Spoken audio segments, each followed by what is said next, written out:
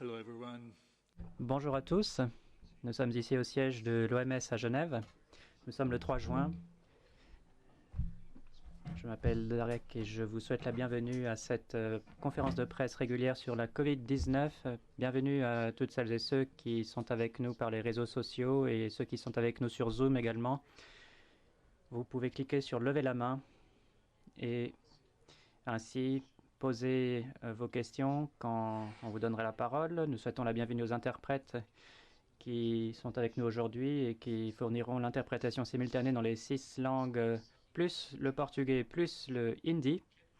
Et donc, les journalistes qui sont avec nous par Zoom pourront poser leurs questions dans ces 6 langues, plus les autres. Nous avons le directeur général, le Dr Van Kerkhoff, le Dr Mike Ryan et le Dr Swaminathan, qui est chef de l'équipe scientifique. Je donne la parole au Dr Tedros pour son discours d'ouverture. Merci beaucoup, Tariq. Bonjour ou bonsoir. L'OMS continue à riposter à la nouvelle flambée d'Ebola dans la ville de Mbandaka, dans la province de l'Équateur de la République démocratique du Congo. Pour l'instant, nous avons détecté 8 cas. 4 personnes sont décédées. Les 4 autres sont en traitement. Soyons clairs. Disons-le, franchement, il s'agit d'une flambée au même endroit que la flambée de 2018. Une flambée, donc la flambée précédente qui a pris fin il y a seulement 3 mois.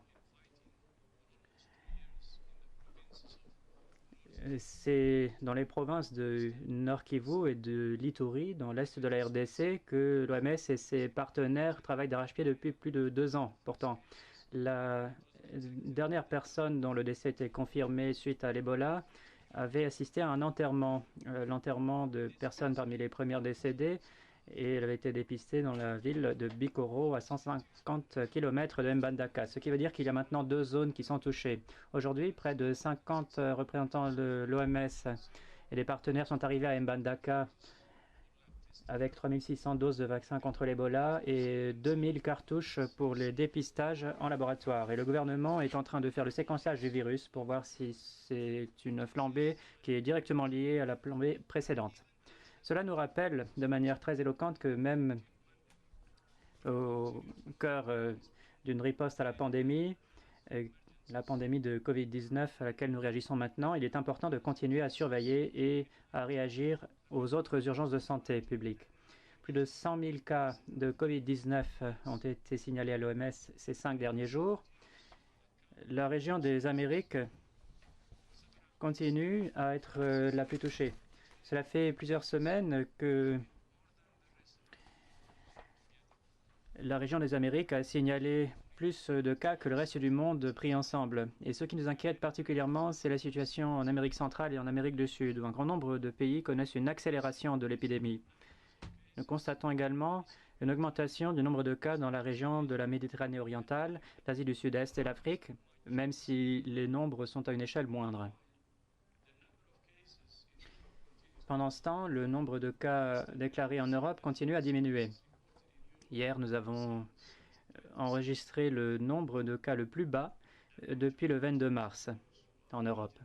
L'OMS continue à travailler à travers ses bureaux dans les régions et dans les pays à la surveillance de la pandémie. Nous apportons notre aide aux pays dans leur réaction à l'épidémie et nous les aidons à s'adapter à nos orientations dans chaque situation. L'OMS continue à communiquer au monde ses orientations techniques nouvelles et mises à jour sur la base des dernières données scientifiques. Pas plus tard que la semaine dernière, l'OMS a publié un rapport de nouveaux tableaux cliniques concernant un syndrome inflammatoire multisystème chez les enfants. Et les orientations opérationnelles également sur le maintien des services de santé essentiels ont été publiées. Nous avons des orientations sur la lutte contre la propagation de la Covid-19 aux postes frontières terrestres, mais aussi des recommandations pour la planification des grands rassemblements, ainsi qu'un protocole pour la surveillance des infections chez le personnel de santé. Il s'agit aussi de recommandations sur les considérations éthiques pour l'utilisation des technologies numériques dans le suivi de la COVID-19 et puis des recommandations mises à jour sur la prise en charge clinique des patients COVID-19. Il s'agit là d'une mise à jour de ce que nous avions déjà publié au mois de mars. Il y a là des directives sur le parcours de soins COVID-19, mais aussi les considérations qui doivent régir la sortie de l'hôpital d'un patient COVID-19 pour veiller à ce que les soins de santé dispensés soient sûrs et de qualité et que l'on puisse stopper la transmission. L'OMS continue à dispenser des formations pour des millions de travailleurs du domaine de la santé dans le monde entier pour qu'ils puissent mieux respecter nos recommandations. Nous avons une plateforme en ligne qui s'appelle openwho.org et qui a maintenant 3 millions d'utilisateurs qui se forment à la prise en charge de la COVID-19. Nous avons ajouté 2 formations sur cette plateforme. L'une contient la désinfection et la stérilisation des dispositifs médicaux et l'autre concerne plutôt la désinfection et le nettoyage de l'environnement. Au total, nous proposons 12 formations dans 27 langues. La semaine dernière, nous avons lancé des formations en amharique, en arabe, en français, en haussa, en macédonien, en odia, en espagnol et en vietnamien. Comme vous le savez, la semaine dernière, le groupe exécutif de l'essai Solidarité a décrété de mettre sur pause à titre temporaire le bras hydroxychloroquine de l'essai en raison d'inquiétudes soulevées quant à l'innocuité de ce médicament. C'est une décision qui a été prise à titre de précaution. Pendant ce temps, nous allons examiner les informations relatives à la sécurité de ce médicament. La Commission sur la surveillance des données relatives à la sécurité de l'essai Solidarité est en train de procéder à cet examen et sur la base des informations actuellement disponibles en termes de mortalité, les membres de la Commission estiment qu'il n'y a pas de raison de modifier le protocole de l'essai. Le groupe exécutif a reçu cette recommandation et a appuyé ainsi la reprise et la poursuite plutôt de tous les bras de l'essai Solidarité, y compris celui de l'hydroxychloroquine. Le groupe exécutif communiquera avec les personnes chargées des recherches au sujet de la reprise de ce bras sur l'hydroxychloroquine. La Commission sur la sécurité et la surveillance continuera à effectuer un examen de très près de tous les produits thérapeutiques testés dans l'essai Solidarité. Pour l'instant, plus de 3500 patients ont été recrutés dans 35 pays. L'OMS s'engage à accélérer la mise au point de vaccins, de produits thérapeutiques et diagnostiques efficaces dans le cadre de notre engagement à servir le monde en apportant des solutions scientifiques et en faisant preuve de solidarité. Je vous remercie. Merci beaucoup, Dr Tedros, pour ces remarques liminaires. Nous poursuivons avec les questions. Je demanderai aux journalistes de bien vouloir être brefs et précis et de se limiter à une seule question afin que nous puissions en entendre autant que possible. Et je vous rappelle que vous pouvez poser vos questions en 6 langues, plus le portugais, si cela vous facilite la tâche. Nous commençons par l'Arabie Saoudite. Mohamed Al-Aïda de l'agence de presse de Riyad. Mohamed, pouvez-vous nous entendre? Assalamu alaikum. Bonsoir, mesdames et messieurs. Bonsoir, m'entendez-vous? صوتي واضح؟ صوتي واضح؟ Yes.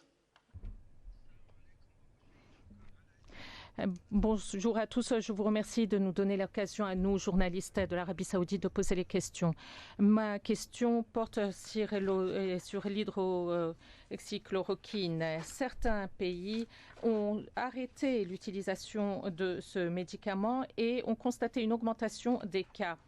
Et notamment aux soins intensifs et également le nombre des décès a augmenté. Par contre, il y a certains pays qui continuent d'utiliser l'hydroxychloroquine et ces pays ont constaté une décroissance des décès et une augmentation des cas d'amélioration. Donc, que pouvez-vous dire par rapport à cette contradiction entre les cas?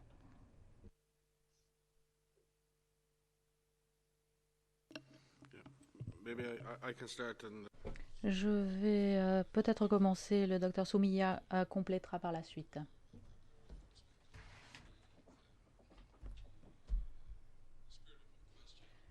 Je comprends bien le sens de votre question. Je crois qu'il faut tout de même faire très attention quant à l'idée de faire des associations comme vous venez de le faire. Dire que l'utilisation ou non d'hydroxychloroquine dans un pays donne lieu à une augmentation, une diminution du nombre de décès, ce n'est pas quelque chose que nous puissions faire. À l'OMS et de nombreux chercheurs dans le monde, ainsi que des autorités nationales, ont mis en place des tests randomisés pour déterminer quels sont les médicaments qui fonctionnent et qui peuvent permettre de sauver des vies.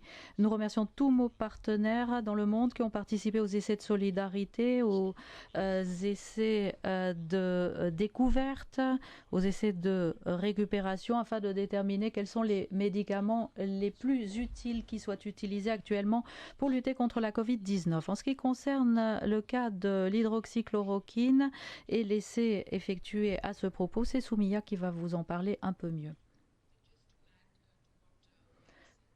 Docteur Soumiya, pour compléter ce qui vient d'être dit, à ce jour, il n'existe aucune preuve selon laquelle un médicament, quel qu'il soit, puisse faire diminuer la mortalité chez les patients atteints de Covid-19.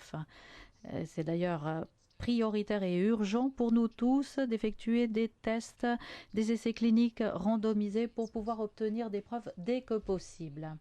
L'OMS est en faveur et encourage la mise en place d'essais randomisés concernant différents médicaments permettant de réduire la mortalité, mais également pour atténuer la gravité de la maladie. Il s'agit de vastes questions de santé publique auxquelles nous essayons de répondre.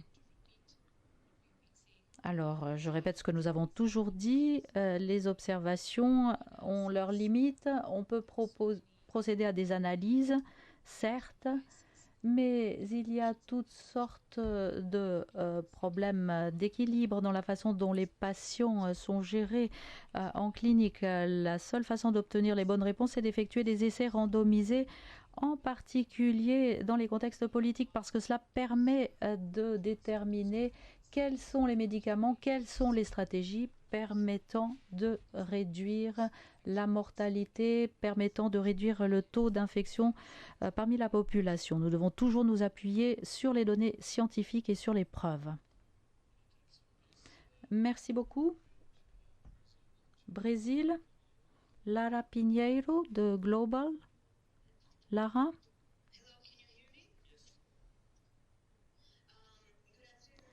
Bonjour et merci d'écouter ma question.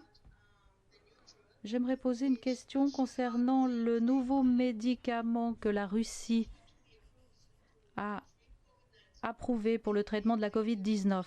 La Russie affirme que ce médicament est efficace contre la Covid-19. J'aimerais savoir quelle est la position actuelle de l'OMS à ce propos. On nous a dit également que 330 patients ont été testés. J'aimerais savoir s'il s'agit d'un échantillon suffisant pour pouvoir tester l'efficacité d'un médicament. Merci.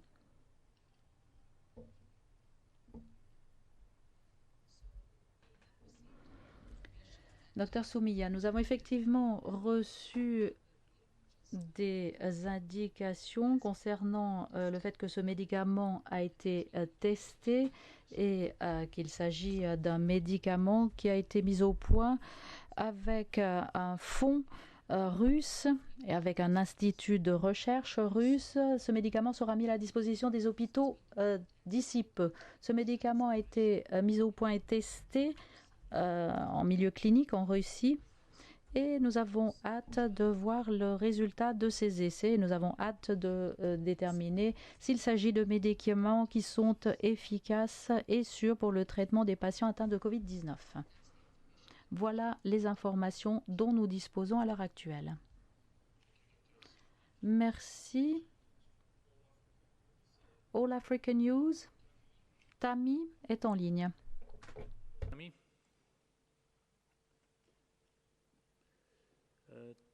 Would you be able to unmute yourself, please? Tammy, veuillez activer votre micro. Hello, yes. Yes, it's okay now. We can hear you. Nous vous entendons.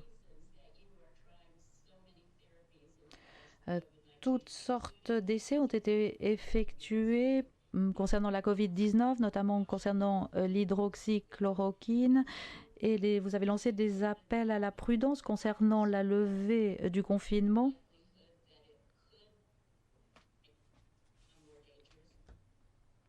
Malheureusement, les interprètes n'ont pas entendu la fin de la phrase. Pouvez-vous répéter? Nous n'avons pas entendu la fin de votre question. Yes, sorry. You heard the first of the first.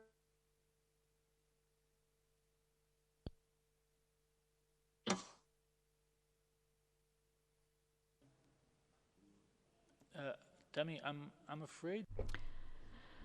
Tammy, je ne sais pas si vous êtes toujours là, nous ne vous entendons plus.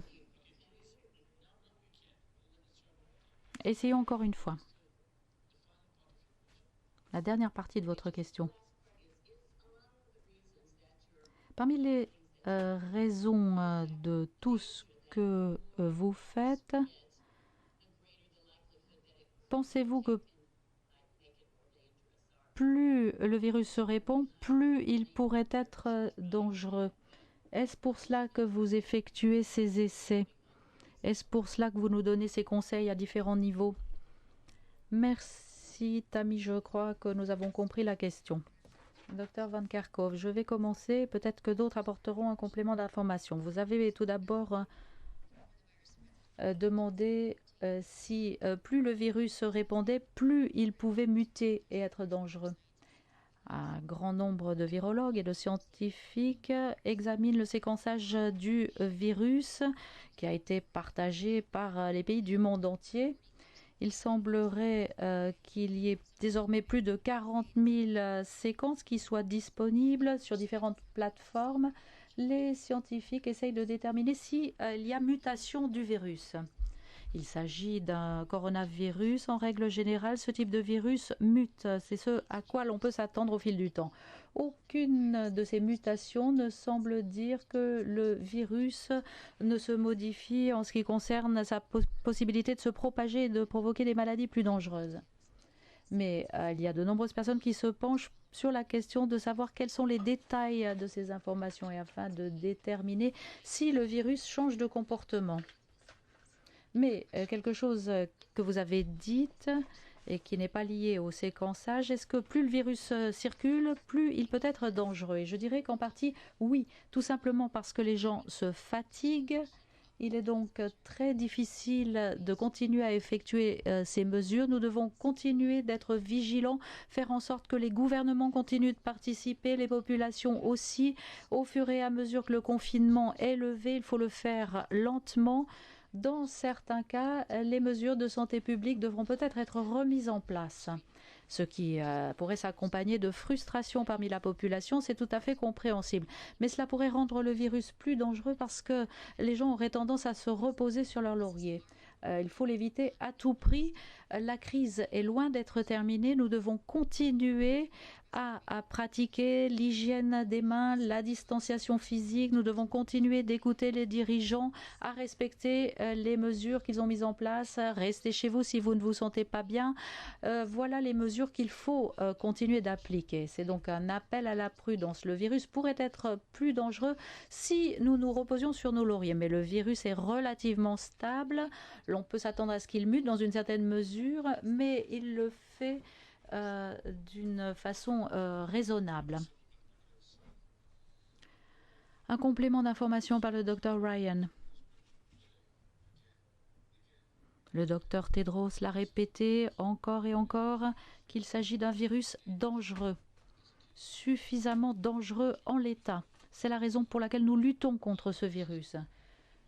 Tous les virus évoluent, ils peuvent évoluer dans un sens ou dans un autre. Tous les virus mutent plus rapidement parce que contrairement à nous qui avons de l'ADN qui se corrige lui-même, le virus n'a pas de système de vérification qui lui permet de se réadapter. Cela fait que certains virus commettent des erreurs et ne peuvent pas survivre, mais parfois une mutation peut faire que le virus devient plus efficace dans sa transmission ou au contraire moins efficace. Et en règle générale, lorsqu'il s'agit d'infections humaines, les virus ont tendance à cohabiter avec l'être humain plutôt qu'à provoquer davantage de dégâts. Il s'agit de l'adaptation virale. Le virus n'a aucun intérêt à provoquer beaucoup de dégâts dans l'hôte dans lequel il souhaite survivre. Cela étant dit, comme l'a dit Maria, les virologues du monde entier suivent ce virus au quotidien. Pour autant que je sache, nous n'avons vu aucun signe dans le comportement du virus ou dans sa séquence pour indiquer que le virus est en train de changer dans sa nature ou dans son mode de transmission, dans sa qualité, dans sa virulence, comme le disent les virologues. Donc cela n'a pas lieu, mais nous sommes en train de surveiller cela de près, comme l'a dit Maria. Il s'agit déjà d'un virus très dangereux et il l'a prouvé depuis des mois, sans arrêt. Merci. Le Mexique, Paulina Alcázar de Alcadena. Hello, ¿me escuchan? Est-ce que vous m'entendez? Merci. Nous sommes ici à Cancun et comme je vous l'ai dit la dernière fois, suite aux recommandations que nous avons reçues, nous sommes en train de lever le confinement. Alors j'aimerais savoir s'il y a des conditions à l'air libre, comme par exemple à Cumel, Cancun, Tulum, si dans les espaces libres il y a des recommandations particulières pour éviter la propagation du virus. Je vais commencer, puis Maria complétera. Le virus se propage de personne à personne au moyen des gouttelettes, par les voies respiratoires ou par contamination de surface par une personne atteinte d'un symptôme ou par une personne qui propage le virus. Alors être à l'extérieur, à l'air libre, c'est déjà une bonne chose. C'est bon pour la santé en général et c'est bon pour éviter les infections. À condition, bien entendu, que vous ne soyez pas à l'air libre avec des milliers de personnes qui soient rapprochées. Mais en règle générale, c'est quelque chose de positif pour la santé. Nous ne pouvons que vous encourager, dans les bonnes circonstances, à le faire. Et nous constatons au fur et à mesure que le confinement est levé, qu'il y a de plus en plus d'installations qui sont ouvertes au public. Mais avant tout, vous devez écouter les autorités publiques qui gèrent ces espaces publics et qui font en sorte que ces espaces publics soient sûrs. Alors effectivement, nous devons profiter de la nature pour nous soigner, pour soigner nos populations, mais nous devons également respecter les conseils des autorités de santé publique qui sont transmises aux populations. Maria? Non, alors nous passons à l'Inde. Ankit, vous avez la parole. Bonsoir. Que pouvez-vous dire concernant le rapport de Associated Press, à savoir que l'OMS pense avoir reçu avec 2 semaines de retard les informations de la Chine? Est-ce que ce rapport est vraiment factuel et qu'en pensez-vous? Réponse. Notre personnel a travaillé jour et nuit conformément à nos règles pour veiller à ce que les informations soient transmises par tous les pays. Nous avons noué des contacts avec les gouvernements et ce, à tous les niveaux. C'est tout ce que j'ai à dire. Merci beaucoup, Dr. Ryan.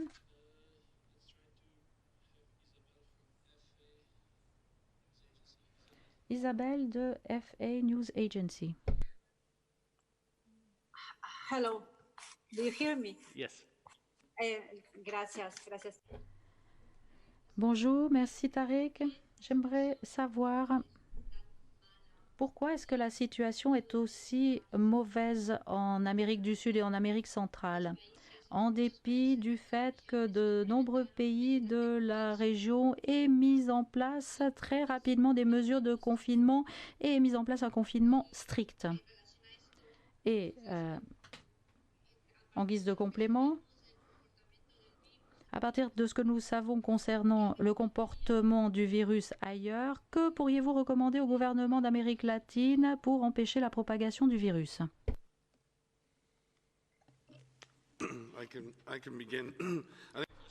Dr. Ryan, lorsqu'il s'agit de l'Amérique latine en général, et l'Amérique en général, il faut savoir que comme cela s'est produit en Europe et en Asie du Sud-Est, l'épidémie n'en est pas au même stade de développement dans tous les pays. Les petits États insulaires des Caraïbes ont fait de l'excellent travail pour enrayer la propagation du virus, mais nous sommes très préoccupés au sujet de Haïti compte tenu de sa fragilité particulière et concernant le fait que le virus est en train de se propager dans une population très vulnérable.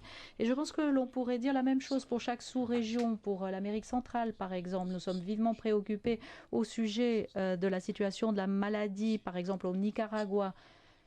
Mais nous avons eu vent d'autres scénarios dans d'autres pays. Même chose en Amérique du Sud. Nous constatons une forte transmission communautaire, par exemple au Pérou, au Brésil et dans d'autres pays. Nous aurions pu dire la même chose il y a quelques semaines au sujet de l'Europe, au sujet de l'Amérique du Nord. Pourquoi est-ce que la situation est si mauvaise? L'épidémie s'est développée dans chaque région, dans chaque sous-région de façon différente. Mais ce qu'il y a de commun à toutes les régions, c'est une forte transmission communautaire. Une fois que cette transmission est établie, il est très difficile d'extirper le virus.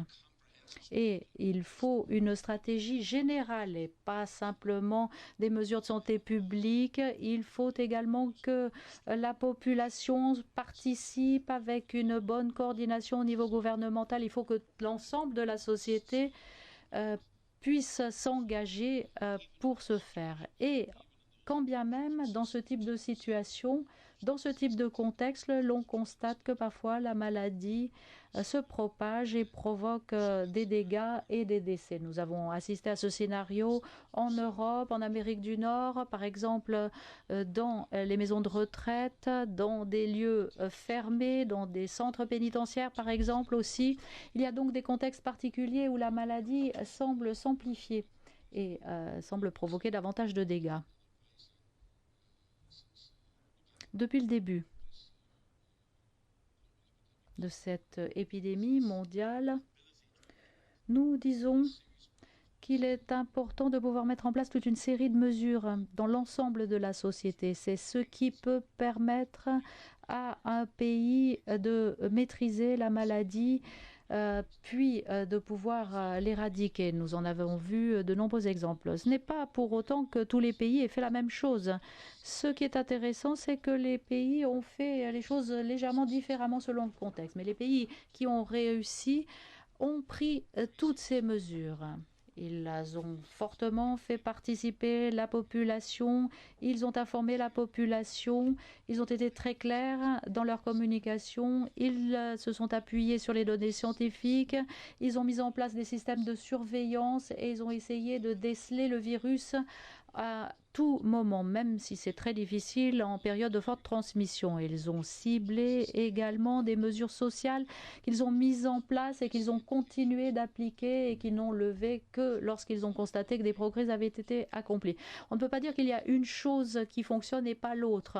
En ce qui concerne l'Amérique du Sud et l'Amérique centrale, c'est une question de persévérance, c'est une question de cohérence, faire en sorte que les messages soient clairs, faire en sorte que la population participe et expliquer que vous appuyez sur les données scientifiques et sur les preuves scientifiques, notamment au niveau mondial, mais il y a également les données scientifiques au niveau local. Il y a des choses à apprendre au niveau local. Il faut donc adapter ce que l'on sait au niveau local, mais il faut mettre en œuvre en tenant compte des données locales. Les pays qui ont réussi à allier les données internationales et les savoirs locaux, qui ont fait preuve de persévérance et de cohérence, eh bien, ce sont les pays qui ont réussi. Il n'y a donc pas de panacée, il n'y a pas d'algorithme qui puisse vous garantir le succès contre ce virus. C'est une série très complexe de mesures qui sont mises en place par des gouvernements responsables sur la base de données scientifiques et qui ont mis en place les mesures le temps qu'il a fallu pour pouvoir enrayer la propagation du virus. Dr Van Kerkhove, en guise de complément à ce qu'a dit Mike Ryan, bon nombre de pays sont exactement au même point que l'Amérique centrale et l'Amérique du Sud, où l'été, il y a quelque temps, nous avons beaucoup à apprendre de ces pays, nous pouvons apprendre les uns des autres. Dans de nombreux pays où la situation semble impossible à résoudre, eh bien, nous voyons que les pays ciblent leurs efforts, établissent des priorités pour déterminer où se situe la plus forte concentration du virus. Où le virus circule-t-il le plus? Ce que nous savons de ce virus, c'est qu'il apprécie les contacts étroits avec les personnes. Et lorsque les pouvoirs publics et les stratégies publiques se concentrent sur les lieux fermés, les personnes vulnérables, que l'on commence à tester ces personnes, que l'on utilise les ressources limitées dans ces lieux ciblés, eh bien l'on peut commencer à voir où se situent les limites du virus. Et cela permet de concentrer les efforts pour les stratégies de test, pour mobiliser les installations de soins publics, pour cibler les personnes vulnérables. Cela permet d'avancer pas à pas. Et il faut essayer de cibler le virus au niveau administratif le plus bas. Examiner les choses au niveau national, c'est une chose, c'est excellent d'avoir un plan national, mais mettre en œuvre les efforts au niveau administratif le plus bas, c'est très utile pour pouvoir déterminer où se situe le virus et pour pouvoir faire ce qu'il y a à faire. D'autres pays se sont concentrés sur les personnes vulnérables et sur les soignants qui sont en première ligne. En Amérique latine et dans de nombreux pays, nous avons pu constater un grand nombre d'infections du personnel soignant et un grand nombre de décès du personnel soignant. Il est donc important de tester en priorité le personnel soignant pour savoir où se situe le virus. Il faut également surveiller la population âgée, la population qui a déjà certains problèmes de santé pour veiller à ce que ces personnes ne développent pas la maladie et ne meurent pas. Et comme l'a dit Michael, il faut adapter les efforts au contexte dans lequel vous vivez et le faire au niveau administratif le plus bas. Cela peut permettre de mettre un frein au problème.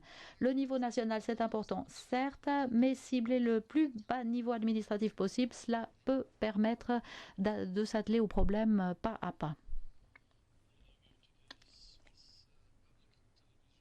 La télévision publique suisse, Riccardo Bagnato pour la Suisse italienne. Yes, I can hear you. Can you hear me? Yes. Je vous entends.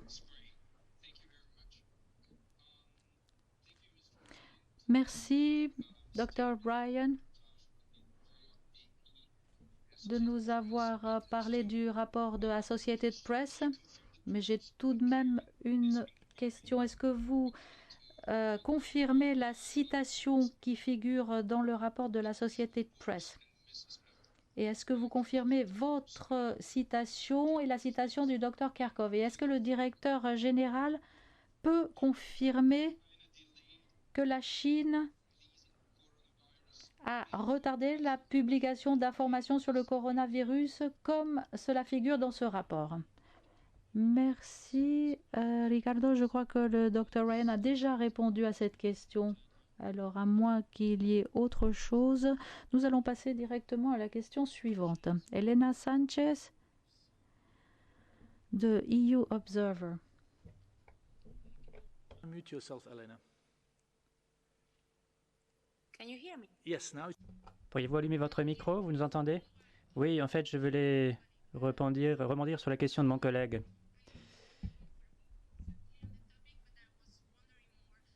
Moi, ce qui m'intéressait, ce n'était pas tellement une confirmation, mais ce qui m'intéressait, c'était de savoir comment la diffusion de ces informations pourrait avoir des répercussions sur la relation entre la Chine et l'OMS. Eh bien, je crois que la réponse sera la même que celle qu'on a apportée à notre ami Ricardo de la télévision suisse. Eh bien, nous avons déjà fait connaître la position de l'organisation. C'est ce qu'a dit le docteur Ryan. On n'a rien à ajouter. Donc, si il y a pas d'autres choses à dire sur cette question. Nous allons passer à Gracie de Health Policy Watch. Oui, est-ce que vous m'entendez? Très bien. Merci d'avoir pris ma question. J'ai une question à vous poser quant aux recommandations liées à l'utilisation des masques. Il semblerait qu'il y ait des informations qui tendent à penser que c'est intéressant de demander aux gens de porter un masque. Est-ce que cela doit se cantonner au transport ou bien à chaque fois qu'on sort à l'extérieur au quotidien? Et je me demandais si l'OMS allait mettre à jour ses recommandations officielles sur le port du masque à la suite de ces nouvelles informations qui sont parvenues. Merci d'avoir posé cette question. Oui, effectivement, le STAG, le comité stratégique consultatif, a fait ses recommandations et nous allons effectivement mettre à jour nos recommandations sur le port du masque au cours des prochains jours. Et je voudrais souligner le fait que l'OMS travaille avec un grand nombre de groupes de recherche, y compris le STAG, et beaucoup de réseaux d'experts au niveau mondial et des différents organismes et la société civile pour examiner l'ensemble de la littérature scientifique disponible sur toute une palette de sujets, y compris le port du masque. Mais ce qui est important, à mon avis, c'est de retenir ce que nous avions dit dans nos orientations du 6 avril, et on continue à dire la même chose, c'est que les masques, à eux seuls, ne sont pas suffisants. Le port du masque, cela doit faire partie d'une stratégie d'ensemble de lutte contre la Covid-19, avec toutes ces mesures de santé publique, les tests de dépistage, isoler les patients, faire le suivi des contacts, mettre en quarantaine. Et dans ces orientations, nous avions décrit un certain nombre de situations dans lesquelles on pouvait éventuellement utiliser des masques et comment.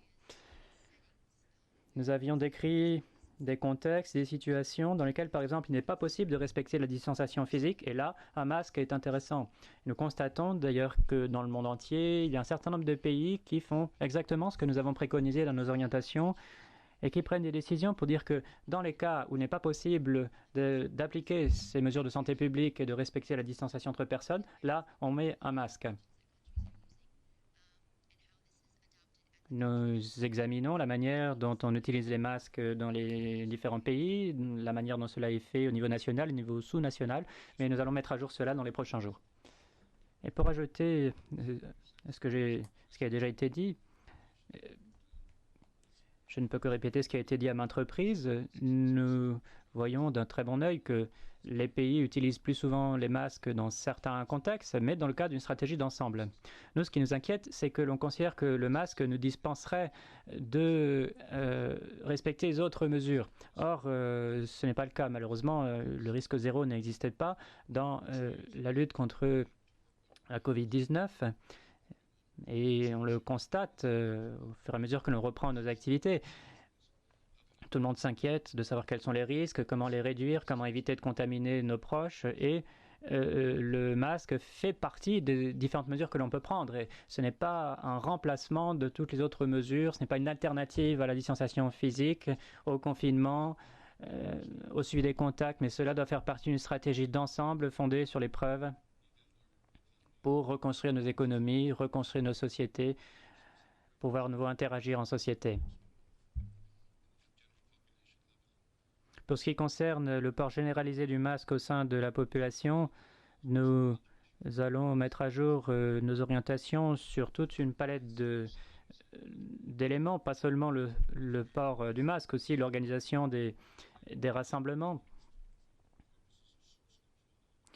Pour nous, le port du masque généralisé devrait être utilisé pour éviter d'infecter quelqu'un d'autre et non pas d'être soi-même infecté. Lorsque quelqu'un est malade avec des symptômes, de toute façon, cette personne-là doit rester chez elle ou être hébergée dans un établissement de santé. Les masques, c'est pour éviter de contaminer quelqu'un lorsque l'on est porteur sans le savoir. Il s'agit de contrôler la source du virus. Il ne s'agit pas d'une alternative aux autres mesures. On ne le répétera jamais assez. Il y a des personnes qui ont des symptômes. Il ne faut pas que ces personnes-là se déplacent au sein de la population, même avec un masque. À chaque fois que quelqu'un est malade, il faut suivre ses contacts, il faut que ces contacts soient isolés pendant 14 jours, il faut faire tout ceci pour casser la chaîne de transmission. Les masques, c'est éventuellement une mesure importante. Il y a un certain nombre de pays qui recommandent l'usage du masque de manière tout à fait adaptée, de manière responsable. Et je crois que c'est sur cette notion de responsabilité que nous allons insister dans la prochaine mouture de nos orientations. Merci, Dr. Ryan. Je donne maintenant la parole à Jérémy de RFI. Can you hear me? Yes. All right. Est-ce que vous m'entendez? Merci de m'avoir laissé poser ma question. Bonjour à tous. Et je vais m'exprimer en français.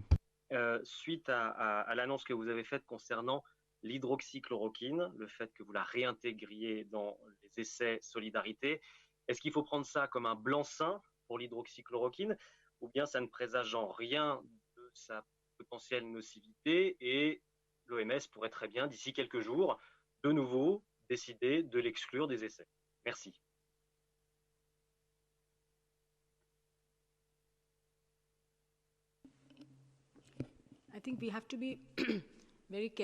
Je crois qu'il faut être prudent dans la manière de présenter ces décisions. Lorsque la semaine dernière, nous avons annoncé que nous allions, à titre provisoire, suspendre la participation de l'hydroxychloroquine à l'essai Solidarité, c'était pour faire suite à certaines informations selon lesquelles il y aurait une surmortalité avec l'hydroxychloroquine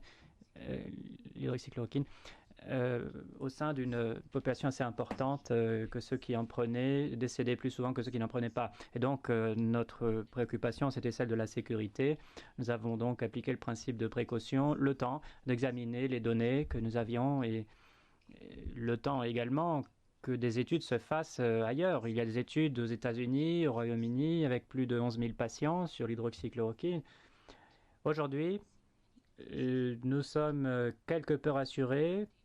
Il n'y a pas de, semble-t-il, de différence significative dans la mortalité des patients et la Commission sur la sécurité de l'essai Solidarité nous a recommandé de poursuivre.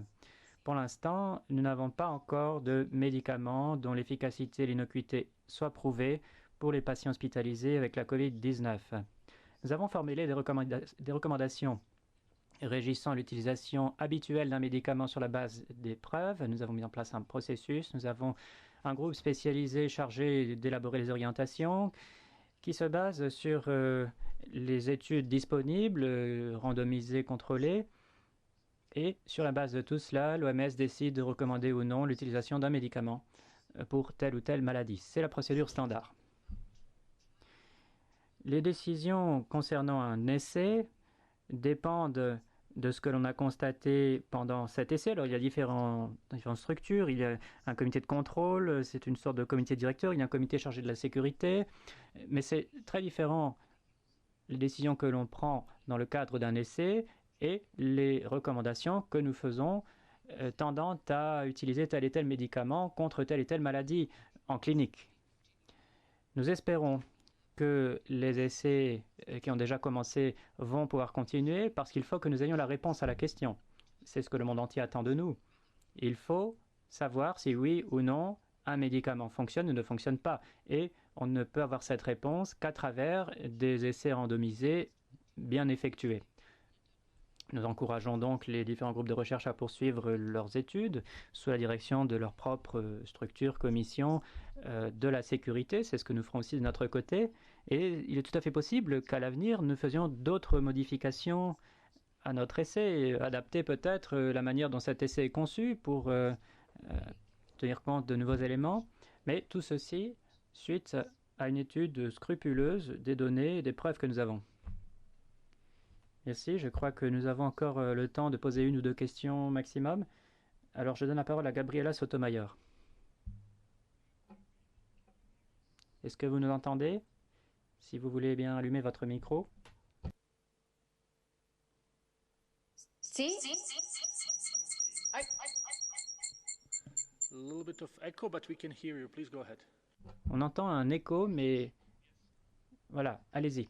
Est-ce que vous m'entendez? Merci. Vous avez mentionné la situation de l'Amérique latine.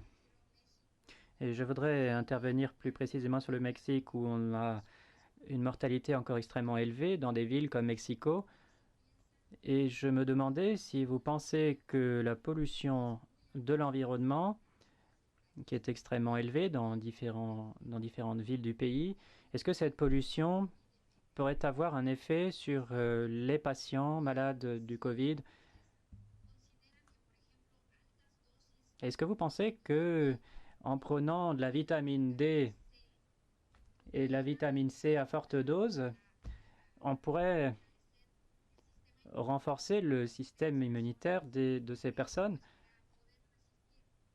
ce qui leur permettrait d'être plus résistantes à cette maladie? Je ne sais pas si vous avez quelque chose à dire à ce sujet.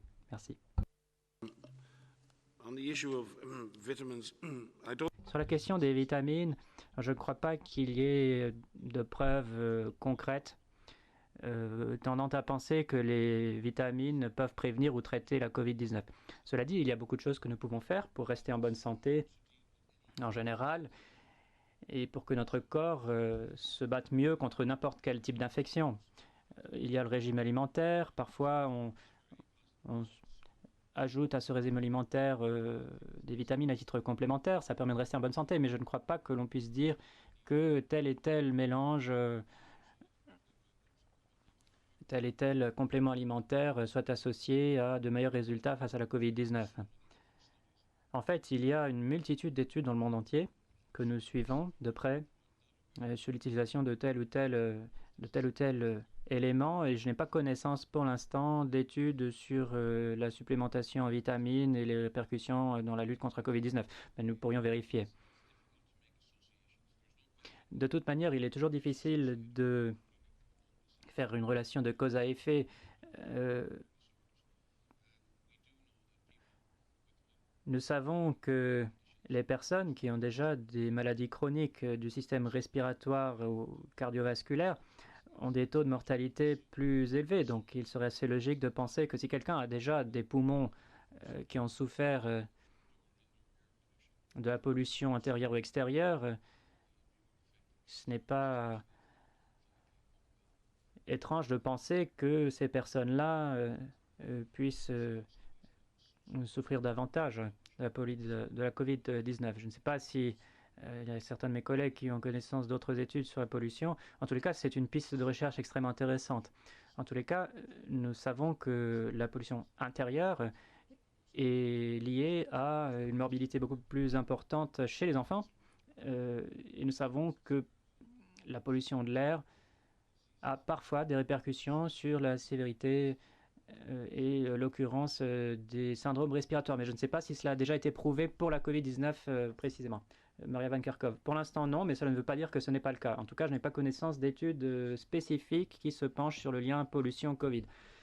Mais pour ajouter à ce qu'a dit Michael, nous avons constaté une réduction assez importante de la pollution au cours de la pandémie, puisque les déplacements se sont restreints. Nous avons tous vu ces images du ciel dans certaines villes qui étaient très polluées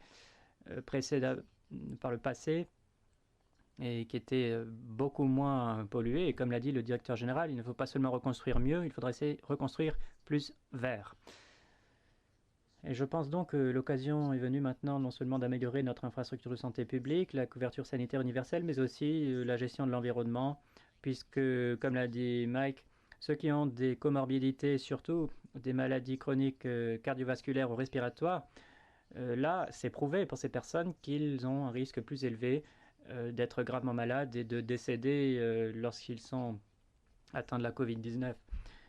De toute manière, tout ce qui augmente le risque de maladies chroniques a des répercussions sur la vulnérabilité face à la COVID-19. Merci, je crois que nous allons donc en rester là. Le fichier audio sera rendu disponible sous peu. Nous aurons également une transcription écrite et il y aura de nouveaux communiqués de presse, des mémoires sur tel ou tel sujet, non seulement au siège, mais aussi dans les bureaux régionaux. Et puis, n'oubliez pas non plus les conférences de presse des bureaux régionaux. Je vous invite à les écouter également. Eh bien, il ne me reste plus qu'à vous souhaiter une excellente journée ou une excellente soirée. Merci Tariq. Merci à tous d'avoir été avec nous. Je vous remercie.